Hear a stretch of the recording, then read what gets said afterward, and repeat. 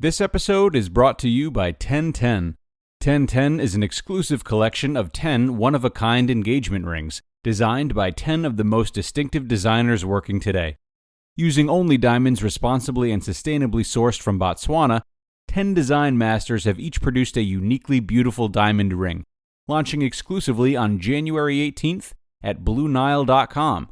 This exciting limited edition collection of diamond engagement rings launches on January 18th, and you can preview it exclusively at BlueNile.com.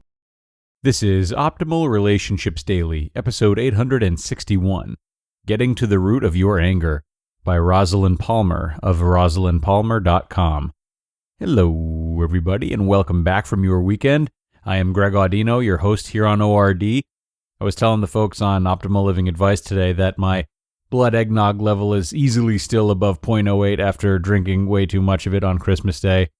But what do? We move on. We've got an article today that is a wonderful springboard for starting the new year on the right foot.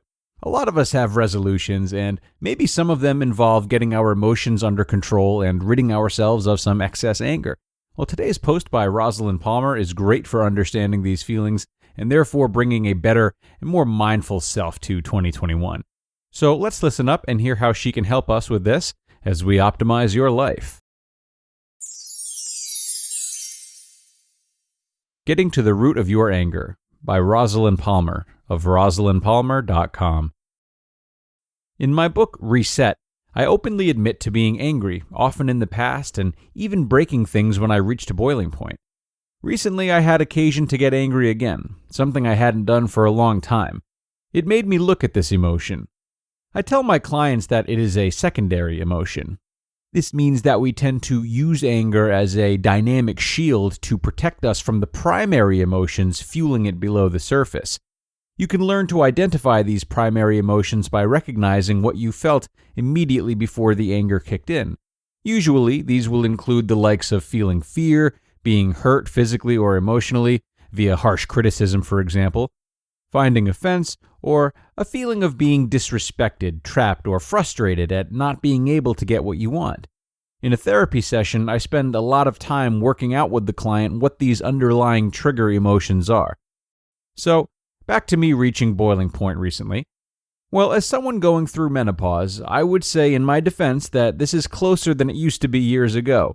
In truth, I realize that anger is part of the human experience, and I now say to myself, I am angry because I am feeling, insert underlying trigger emotion here. In this case, it was hurt. I am feeling hurt because I feel, dig a bit deeper, let down, and I feel let down because, ... This allowed me to see that this was part of an old pattern. Another way to gain clarity in any situation where you become angry is to ask yourself, what is it in me that becomes angry at this person or situation? And also, what is it about this person or situation that makes me angry? This is because it is easier to change yourself and your reactions to people and situations than it is to change the external world. Tempting as it may seem to retire from the world and live on a desert island, I've actually tried this, and the truth is that you always take yourself with you. Self-evidently, it is a good idea to remove yourself as much as possible from trigger people and situations, but this may not always be entirely possible, as we live in families and communities and work with others. So, here is a useful exercise that you can do anytime you are angry. Ask yourself the following questions. What am I angry at? What is it about that which makes me angry? And what is it about that which makes me angry? Let's take an example. Someone at work makes a hurtful comment about your appearance. What am I angry at? A remark about my appearance. What is it about that which makes me angry? I feel that I am not valued or seen for who I am. And what is it about that which makes me angry? If I am not valued for who I am, then I am being reduced, disrespected, not valued as being enough. What is important in this exercise is to keep personal language about the other person, or shoulds and oughts, out of the answers in that second column. So keep it to, I feel that I am not valued for who I am, rather than he, she should value me for who I am. This pushes the problem onto them and stops you from looking at what you bring to the situation. You can, if you want, notice that the third set of responses in the right-hand column could be drilled down even further, as underneath it all is a primitive fear of being annihilated, either through rejection or fatal harm. As you know, we are hardwired to avoid such situations, and our bodies can easily kick into fight or flight mode. This is really unhelpful and unhealthy, as it will flood your body with cortisol and cloud-clear thinking. So an added tool in your #MindHack toolkit to get you away from the anger boiling point is to then ask yourself, what else could this mean? Sticking with the example of the hurtful comments about your appearance, then this could also mean, for example, that 1. The other person has different values which govern how they think people should look. 2. The other person has your best interest at heart and wants you to realize that how you look sends certain signals which you may not want to send. Again, this is according to their values, perhaps, or it may be useful feedback for you. 3. The other person did not think before they spoke, and it was of no significance to them. It may have even been a poor attempt at humor. 4. The other person was simply being clumsy and did not intend to hurt you, etc. Just realizing that your first response, that will be triggered by our primal instincts and your own early experiences, to the person or situation, isn't the only possible explanation that allows you to calm your body and mind and choose how and when to react. You may, having thought about it for a while, concluded that the other person is out of line by making such personal comments, and that this cannot be ignored. However, you will then take your power back, as you can choose when and how to address this, rather than being like an angry bear stung by a bee.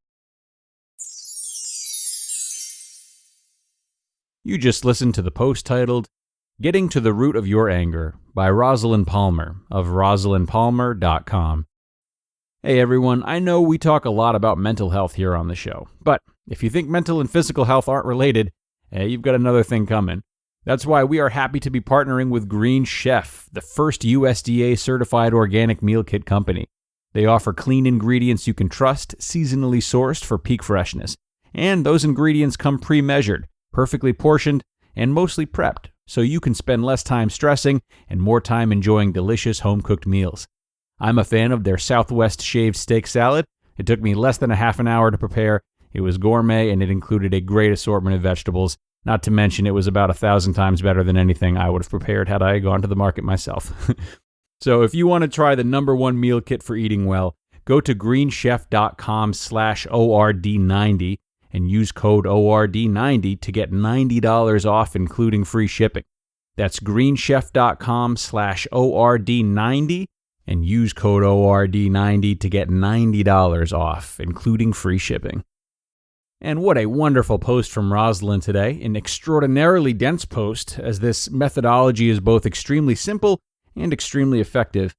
The few questions she's listed that we can ask ourselves, as well as the quick theorizing about what else could be meant by someone's comments, makes for a very fast process, and a process that can be applied to any uncomfortable situation, not just anger. What it does is help you to break from the primal instincts that Rosalyn mentioned, these needs for protection and self-defense. When we can instead look within ourselves to see what's underneath these feelings, as well as theorize about what's underneath the words we hear from someone else, the less than helpful patterns that we have to immediately go to battle dwindle away.